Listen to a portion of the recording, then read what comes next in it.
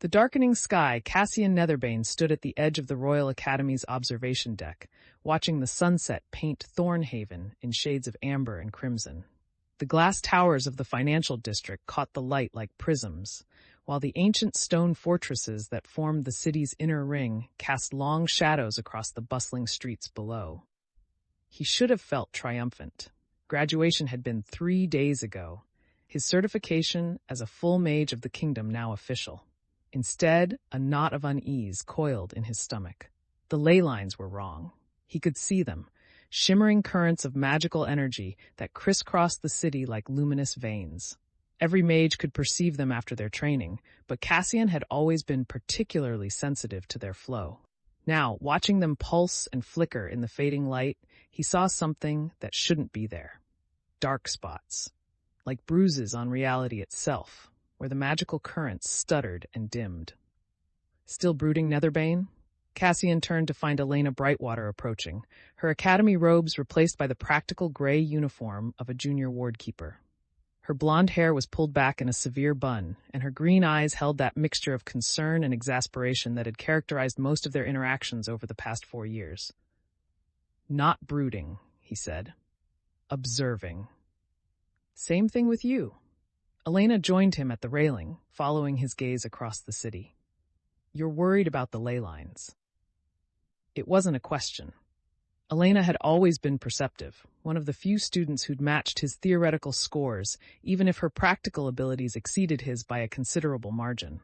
They'd been rivals, study partners, and something approaching friends, though Cassian had never quite managed to articulate what he felt when she challenged him in class or smiled at one of his rare jokes. "Look at the convergence point over the old quarter," Cassian said, pointing to where 5 major ley lines intersected above the ancient heart of Thornhaven. "The flow is irregular. It's been getting worse for months." Elena was quiet for a moment, her expression shifting from skeptical to concerned. "I see it. The Magisters say it's normal fluctuation." "The Magisters are wrong." Cassian pulled out a small leather journal, flipping to a page covered in careful notations and sketches. "I've been tracking the degradation. It's not random. It's spreading outward from a point south of the city, in the direction of the Shadowveil Wastes. You can't know that for certain. I can extrapolate. Elena, something is destabilizing the fundamental magical infrastructure of the kingdom. If the ley lines fail, they won't fail. The kingdom's wards have held for 3 centuries. But her voice lacked conviction. Before Cassian could respond, a bell began to toll from the Academy's central tower. Not the usual marking of hours, but the deep, resonant toll of the alarm bell. Both mages straightened, hands instinctively moving to the focuses at their belts. Cassian's was a simple iron ring etched with amplification runes. Elena's, a more elaborate crystal pendant. "That's the breach alarm," Elena said, already moving toward the stairs. "Something's gotten through the perimeter wards." They ran through the Academy's marble corridors, joining a stream of mages heading toward the southern wall. Cassian's heart hammered against his ribs. Breach alarms were rare. The last one had been 6 years ago, when a rogue elemental had manifested in the industrial district. The kingdom's defensive wards were supposed to prevent anything dangerous from approaching the city. They emerged onto the southern battlements to chaos. A dozen senior mages were already there, hands raised, channeling defensive spells toward something moving in the streets below. Cassian pushed through the crowd to get a better view and felt his breath catch. It looked like a wolf, if wolves were made of shadow and crawled with an oily, iridescent sheen that hurt to look at directly. It was the size of a carriage horse, and where its paws touched the cobblestones, the stone cracked and blackened. Behind it, a trail of corruption spread like a stain, and Cassian could see the ley lines in that area flickering and dying. "What is that thing?" someone whispered. "Shadowspawn," answered Magister Theron Greymark, one of the Academy's combat instructors. His weathered face was grim, as he maintained a barrier spell between the creature and a group of terrified civilians. "From the Wastes. But they shouldn't be able to get this close. The outer wards should have stopped it miles away." The creature lunged at Greymark's barrier, and Cassian saw the magical shield ripple and crack. The Magister grunted with effort, sweat beading on his forehead as he reinforced the spell. 3 other mages joined their power to his, but the Shadowspawn seemed to drink in their magic, growing larger with each attack. "It's feeding on the spell energy," Cassian said, more to himself than anyone else. "Traditional defensive magic is making it stronger." "Then what do you suggest, recent graduate?" Greymark snapped, strain evident in his voice. Cassian's mind raced. He'd read about Shadowspawn in his theoretical studies, creatures of raw, chaotic magic that had emerged from the Shadowveil Wastes over the past decade. They were supposed to be mindless, but this one moved with disturbing purpose. And if it was feeding on structured spell energy, "We need to disrupt its cohesion," Cassian said. "Not attack it directly, but unweave the magic holding it together. A dispellation matrix." "That's theoretical magic," another mage protested. "It's never been field-tested on anything this powerful. Do you have a better idea?" Greymark's barrier cracked further, spider webs of darkness spreading across its surface. "Netherbane, if you're going to try something, do it now." Cassian stepped forward, Elena moving to his side without being asked. He could feel her questioning look, but didn't meet her eyes. Instead, he focused on the Shadowspawn, seeing past its physical form to the tangled mess of chaotic, magical energy beneath. It was like looking at a knot tied in the fabric of reality itself. He began to chant, his hands tracing the complex geometric patterns of a dispellation weave. The spell was advanced, something he'd only practiced in controlled conditions with minor enchantments. Applying it to a living creature of this magnitude was insane. But the alternative was watching it tear through the academy and into the city beyond. Elena joined her magic to his, her power flowing smooth and controlled where his was ragged with uncertainty. The dispellation matrix took shape in the air between them, a lattice of silver light that pulsed with each syllable of the incantation. Cassian felt the strain immediately. This level of spellwork required more power than he'd ever channeled before. The Shadowspawn sensed the threat. It abandoned its assault on Greymark's barrier and turned toward them, moving with impossible speed. Cassian's concentration wavered, the matrix flickering. Elena's hand found his shoulder, steadying him, and he felt her pouring more power into the spell. "Now!" she shouted. Cassian released the matrix. It shot forward like a net of light, enveloping the Shadowspawn.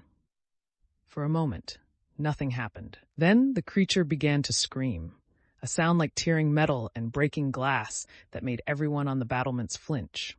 The oily darkness of its form started to unravel, threads of shadow dissipating into the air. But something was wrong. Cassian could feel it in the way the spell resonated, in the way the Shadowspawn's essence didn't simply disperse, but seemed to be drawn somewhere. Following his magical senses, he traced the flow of energy and felt his blood run cold. The corrupted magic wasn't dissipating. It was flowing along the damaged ley lines, heading south toward the Shadowveil Wastes. And worse, he could sense something there, something vast and hungry, drinking in the power. The Shadowspawn collapsed into a puddle of oily shadow that quickly evaporated, leaving only scorched stone and the acrid smell of burnt magic. Cheers erupted from the gathered mages, but Cassian barely heard them. He was still connected to the ley lines, still sensing that terrible presence in the south. "Cassian?" Elena's voice seemed to come from very far away. "Cassian, you need to break the connection. You're channeling too much." He felt her hands on his face, forcing him to look at her. With effort, he severed his connection to the spell matrix and stumbled backward. His legs wouldn't hold him, and he would have fallen if Elena hadn't caught him.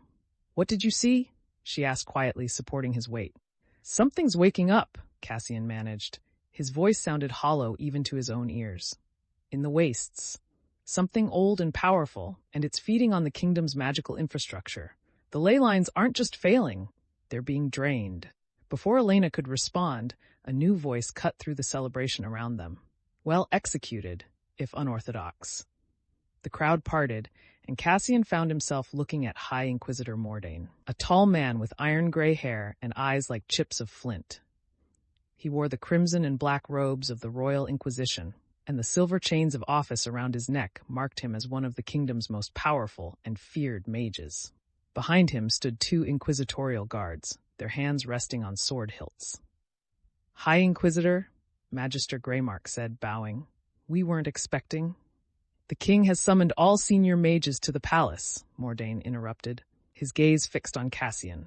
This attack was not isolated. 3 more Shadowspawn manifested simultaneously across the city, all within the inner defensive perimeter. He paused, letting the implications sink in. The kingdom's wards are failing, and His Majesty requires answers. Cassian felt Elena tense beside him. The inner wards were supposed to be impregnable, maintained by the combined power of the kingdom's most skilled mages and anchored in 3-century-old enchantments.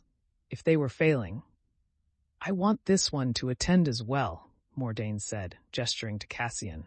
"Your dispellation matrix was impressive, Netherbane. The king will want to hear your theories on how these creatures are penetrating our defenses." It wasn't a request. Cassian straightened, trying to ignore the exhaustion weighing down his limbs. "Of course, High Inquisitor." As Mordain turned to leave, he paused and looked back at Cassian. The expression on his face was unreadable, but something in his eyes made Cassian's skin crawl. "Tell me, young mage, in your studies, have you ever encountered references to the Voidweaver?" The name meant nothing to Cassian, but he felt Elena stiffen beside him. "No, High Inquisitor." "Good." Mordain's thin lips curved in something that might have been a smile. "Let us hope it remains that way." As the High Inquisitor departed with his guards, Cassian turned to Elena. "What's the Voidweaver?" Her face had gone pale, and when she spoke, her voice was barely a whisper. "Something that was supposed to be a myth, an ancient entity of pure, corrupt magic that nearly destroyed the kingdom 300 years ago. The founding mages supposedly sealed it away beneath the Shadowveil Wastes." "Sealed it away," Cassian repeated slowly, "not destroyed it. They couldn't destroy it. The historical accounts say it was too powerful, too fundamental to the fabric of magic itself. So they bound it and built the kingdom's entire defensive ward system to keep it imprisoned." Cassian looked south, toward where the Shadowveil Wastes lay beyond the city's edge, toward where he'd sensed that vast, hungry presence. "And if the wards are failing, then it's breaking free," Elena finished. "And if that's true, traditional magic won't be enough to stop it. Nothing we learned at the academy will be sufficient." They stood together in the gathering darkness, watching as crews of mages worked to repair the damage the Shadowspawn had caused. But Cassian knew that no amount of repair work would matter. The creature had been a symptom, not the disease. And somewhere in the south, something ancient and terrible was stirring in its prison, testing the weakening chains that bound it. He thought of the dispellation matrix, of how the Shadowspawn's corrupted magic had flowed away rather than dissipating, feeding something, strengthening something. And he wondered, with a cold certainty that settled in his bones like ice, how far he would have to go, what lines he would have to cross, to save a kingdom from a threat that had nearly destroyed it once before. The answer, he suspected, would cost him more than he could imagine.